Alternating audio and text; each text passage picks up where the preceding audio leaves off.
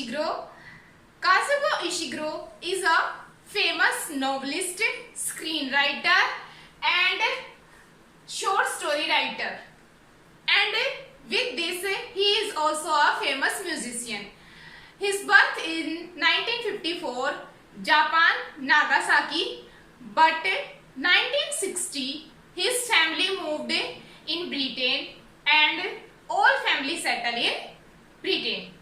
After that, he educated in Britain and work in Britain. Then now we will discuss some works and award he took. First award is Nobel Prize in Literature 2017. He won for his great emotional force in novels. Second, Memorial Prize for a Pale View of Hills 1982. Third is Whitebread Prize for an Artist of the Floating World 1985. Fourth is Booker Prize. That is very important, and this book is very important and very famous. The Remain of the Day. And we will discuss about this book after some time. Fifth, When We Were Orphans 2006. Never Let Me Go 2005. Never Let Me Go is published in 2005. This book is a science fiction set in 1980s, and it is a very cheerful book. This book shows how we live our life, because our life is short, and we cheer it, we enjoy it, how we celebrate it. Okay, I hope कि this point clear you very well. अब हम शुरू करते हैं The Remaining of the Day. The Remaining of the Day इसका एक बहुत ही ज्यादा फेमस वर्क है, जिसके लिए बहुत ही ज्यादा फेमस है, बुकर प्राइज भी इनको मिला हुआ है। इसी नाम की एक मूवीज भी है जिनको डायरेक्ट करा है जेम्स आइवरी ने, डायरेक्ट करा है सेम नेम की। ओके, तो चलो शुरू करते हैं इसकी। अगर आपने कॉपी पेन नहीं लिया है तो आई रिक्वेस्ट टू यू कि नोटबुक हमेशा लेके बैठें, कॉपी पेन, ताकि हर कैरेक्टर को जब आप लिखें तो उसके साथ साथ आपको क्लियर हो सके कहाँ पे क्या चीज लिखनी है। मैं कोशिश करूंगी कि आपको अच्छे से क्लियर कर पाऊं, ठीक है, हर पॉइंट को। चलो शुरू करते हैं। द रिमेनिंग ऑफ डे को ये इसकी जो सेटिंग है वो है 1920 से लेकर 1956 तक की। इस नोवेल को इंग्लिश एरिस्टोक्रेटिक नोवेल भी बोला गया है, इसको ट्रेजेडी भी बोला गया, और इसको बोला गया famous pre world war second novel भी इसको बोला जाता है। ये फर्स्ट पर्सन की स्टोरी है, जिसको फर्स्ट पर्सन नरेट करता है। और अब हम शुरू करते हैं इसकी स्टोरी को, इसके कैरेक्टर्स को, ठीक है। सबसे पहले हम डिस्कस करते हैं स्टीवंस के बारे में। जो स्टीवंस होता है वो मेन कैरेक्टर होता है, और उसकी जॉब क्या आती है, बटलर की। Butler, firstly I tell you what is butler. Butler होता है, एक होता है जैसे घरों में सर्वेंट होता है, and other is butler. Servant job is like dusting and other like utensils cleaning, other things clean, making cooking etc. But butler is different. Butler take vegetables, he take laundry clothes and other like जो बाहरी काम को अच्छे से संभाले उसको कहते हैं बटलर, ठीक है। तो स्टीवंस होता है वो बटलर होता है, और वो बहुत ही ग्रेट उसकी दिखाया जाता है कि वो कितना अपने जो काम होता है उसके प्रति फोकस होता है। तो जो लॉर्ड डार्लिंगटन होता है स्टीवंस, लॉर्ड डार्लिंगटन के घर में ये ओनर होता है, और ये इसके घर में जॉब कर रहा होता है बटलर की। तो अब सबसे पहले मैं बता देती हूँ कि जब स्टोरी शुरू होती है तो 1956 का इरा चल रहा होता है, और जब स्टोरी की शुरुआत होती है जो स्टीवंस है वो रोड पे अपनी जो गाड़ी है उसको चला रहा होता है, और ये पूरी जो स्टोरी है वो फ्लैशबैक में चलती है। ओके, तो क्या दिखाया जाता है कि जो स्टीवंस है वो फ्लैशबैक में जाता है और सोचता है लॉर्ड डार्लिंगटन के बारे में। अब मैं फर्स्टली डिस्कस कर लेती हूँ लॉर्ड डार्लिंगटन के कैरेक्टर के बारे में। लॉर्ड डार्लिंगटन जो था वो एक बहुत ही ज्यादा ग्रेट जेंटलमैन था, but some issues he lost his image. Lord Darlington का जो फ्रेंड था वो था हर रिबेनट्रोप। हर रिबेनट्रोप जो था उसकी डेथ हो गई थी वर्ल्ड वॉर फर्स्ट में। तो जब उसकी डेथ होती है तो जो डार्लिंगटन है वो बहुत ज्यादा डिस्टर्ब हो जाता है, और वो क्या करता है कि वो उस टाइम पे एक ट्रीटी हुई थी, ट्रीटी ऑफ वर्साइल जिसको बोला गया, कि जिसमें इंग्लैंड ने जर्मनी के ऊपर कुछ रूल्स है उनको लागू कर दिया था कि वो उनको फॉलो करने हैं। तो जो ये था डार्लिंगटन, ये उन रूल्स के खिलाफ था, और ये क्या करता है, ये अपने घर में ही एक कम्युनिटी की तरह बना लेता है, एक असेंबली सी करता है जिसमें ब्रिटेन से लोगों को इनवाइट करता है डिनर के लिए, और ये डिस्कस करते हैं कि हमें इन चीजों के लिए क्या स्टेप उठाने चाहिए। ठीक है, तो जब वर्ल्ड वॉर के फर्स्ट के बाद जब ये असेंबली करता है तो बहुत सारे जो मेन कैरेक्टर हैं वो दिखाए जाते हैं, जैसे कि जॉर्ज बर्नार्ड शो, ये एक फेमस प्ले राइट है। आप अगर लिटरेचर के स्टूडेंट हैं तो 100% आपने जीबी शो का नाम तो ऑब्वियसली सुना ही होगा। फेमस प्ले राइट इनको माना जाता है। ये भी डार्लिंगटन हॉल में इनके डिनर पर आते हैं। अब इस ईशग्रू ने जो हमारे राइटर हैं उन्होंने इनका नाम शायद इसलिए लिया है क्योंकि ये भी अपनी जो फील्ड है उसमें जबरदस्त काम करते थे, और इन्होंने भी अपनी एक अलग कम्युनिटी बनाई थी जिसमें इनकी थिंकिंग है वो आए, और इन्होंने एक ग्रुप मेंटेन करा था। जीबी शो ने में भी इसीलिए इन्होंने लिया है। इनको दिखाया जाता है जो विंस्टन चर्चिल जो बाद में वहां के प्रेसिडेंट बने थे वो भी इनके डिनर पे आते हैं डार्लिंगटन में, तो उस चीज को भी दिखाया गया है। बट क्या होता है कि जब ये अपना काम अच्छे से कर आता है तो एक जो नाजी पर्सन होता है जो इसके पास आता है और वो इसके थिंकिंग को यूज करता है, और बाद में क्या होता है कि ये पता इनके ऊपर जो डार्लिंगटन है इनके ऊपर ये ब्लेम लगा दिया जाता है कि ये नाजी सिंपैथाइजर है और इन्होंने नाजियों की हेल्प करी है। तो इससे क्या होता है कि इससे इनकी जो पूरी जो इमेज थी वो डिस्ट्रॉय हो जाती है, खत्म हो जाती है, और फिर कोई भी इनकी बातों पे बिलीव नहीं करता, और इनके जो कैरेक्टर है वो पूरी तरीके से ये खो देते हैं अपने एक अच्छी इमेज को। और इसके बाद इनकी डेथ ही हो जाती है। उससे पहले जो इनका एक बेटा था, मैं ये बता देती हूँ, इनका एक बेटा था मिस्टर रेजिनल कार्डिनल। जो मिस्टर रेजिनल कार्डिनल था ये इनका बेटा था, और ये जर्नलिस्ट था।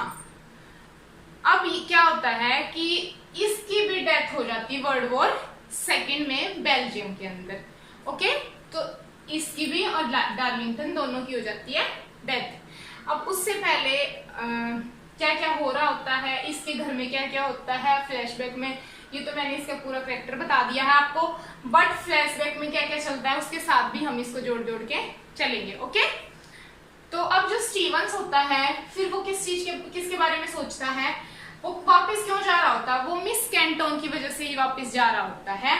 मिस कैंटोन कौन थी? मिस कैंटोन भी डार्लिंगटन के ही घर में हाउसकीपिंग का काम करती थी, वो भी मतलब इसी के घर में थी वर्ल्ड वॉर सेकेंड के पहले। जो स्टीवंस था वो वर्ल्ड वॉर सेकेंड के पहले और बाद में दोनों ही कंडीशन में इसका जो बटलर था, बट जो मिस कैंटोन थी वो वर्ल्ड वॉर सेकेंड के पहले क्या थी, पहले ही इसकी क्या कह सकते हैं हाउसकीपिंग का काम करती थी।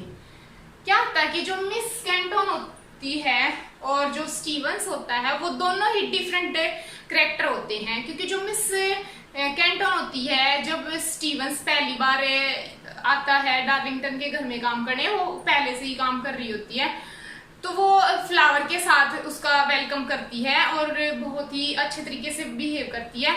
बट जो स्टीवंस है वो मना कर देता है और वो एक्सेप्ट नहीं करता इस चीज को। अब ऐसा क्यों होता है? क्योंकि स्टीवंस था, उसका नेचर ऐसा था कि वो बहुत ही ज्यादा फोकस था अपनी जॉब के ऊपर, उसको जॉब के अलावा कुछ नहीं दिखता था।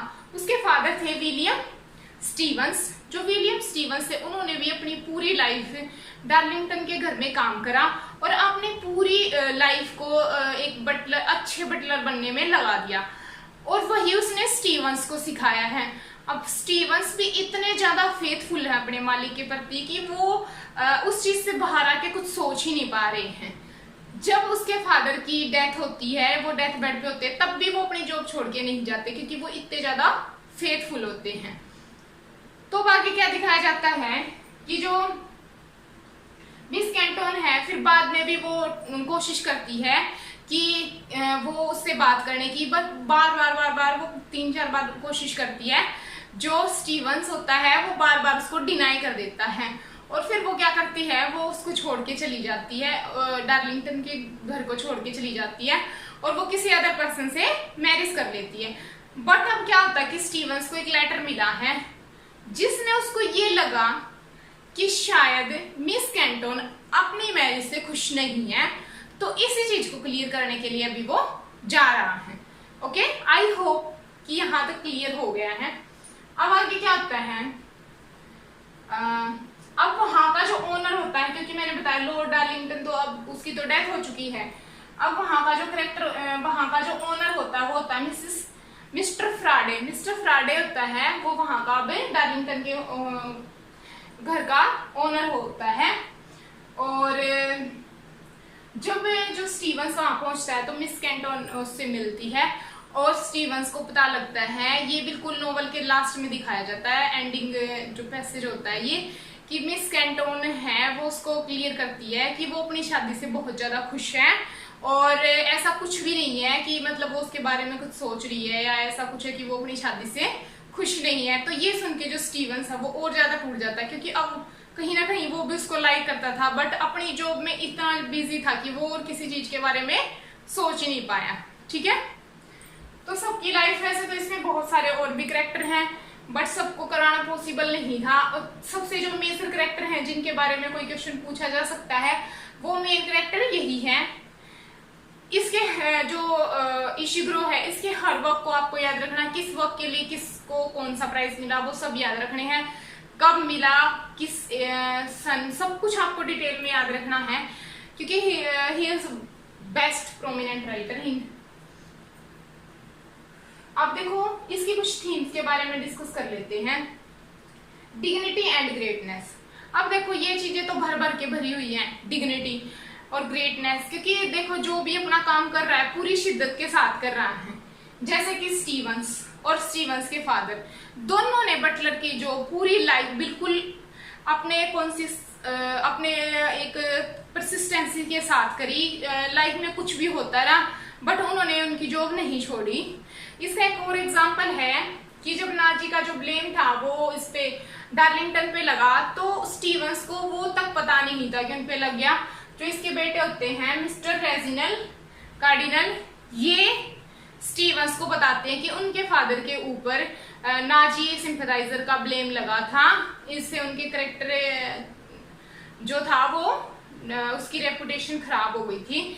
तो जो स्टीवंस है वो चौंक जाता है ये बात सुन के। तो इससे पता लगता है कि कितना ब्लाइंडली वो अपने जो ओनर है उसको मानते थे, कितना उसकी रिस्पेक्ट थी। तो ये थीम है। सेकेंड है रिग्रेट। जब सबको पता लगता है कि जब हमने आंखें बंद बंद करके सब पे विश्वास कर लिया है तो उनको रियलाइज होता है और वो रिग्रेट कर रहे होते हैं। जैसे 1 बाय 1 हम बताते हैं। स्टीवंस को पता लगता है कि उसने मिस कैंटोन के साथ क्या करा, ठीक है, तो वो रिग्रेशन में होता है। सेकंड, लॉर्ड डार्लिंगटन का भी उसको जब पता लगता है कि उसने एक गलती करी है तो उसको बहुत ज्यादा अफसोस होता है कि मतलब वो किसी ऐसे पे भरोसा कर रहा था कि जिसने खुद ही गलत चीज कर ली।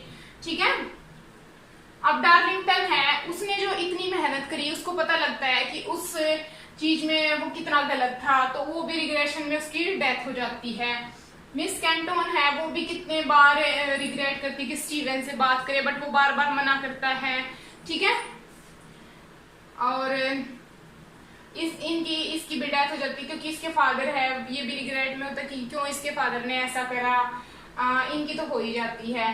ठीक है, थर्ड है लॉस। देखो जब कहीं पर भी वॉर की जो सिचुएशन होती है तो हमें पता है कि लॉस वाली फीलिंग तो होती है। कोई अपने अपनों को अलग करता है, लॉस कर देता है, कोई किसी की जो लव रिलेशन है, कोई अपने मतलब किसी न किसी चीज को फाइनेंशियली हो गया, इमोशनली किसी न किसी चीज को वो खोते ही हैं, ठीक है। तो देखो जैसे कि इसका मिस कैंटन और स्टीवंस है, इन्होंने अपना आपस की जो रिलेशनशिप है उसको खत्म कर दिया, इसने अपनी इमेज को लॉस कर दिया, इन्होंने अपनी लाइफ थी उसको खत्म कर दिया, ठीक है। तो कितने सारे ऐसे कैरेक्टर हैं जिन्होंने बहुत कुछ खोया है। तो आई होप कि ये स्टोरी आपको अच्छे से क्लियर हुई होगी, इशिगुरु के बारे में आपको कुछ नॉलेज मिली होगी। तो अगर कोई भी डाउट हो तो कमेंट सेक्शन में पूछिएगा, और मुझे लग रहा है कि अच्छे से वैसे क्लियर हुआ ही होगा। तो वही हंसते रहिए, मुस्कुराते रहिए, अपने सपनों को अच्छे से पूरा करने के लिए कोशिश करें, स्वस्थ रहें, और ऐसे ही हमारे वीडियोस को देखते रहें, लाइक करें, शेयर, सब्सक्राइब और कमेंट करें। तो thank you friends, thank you.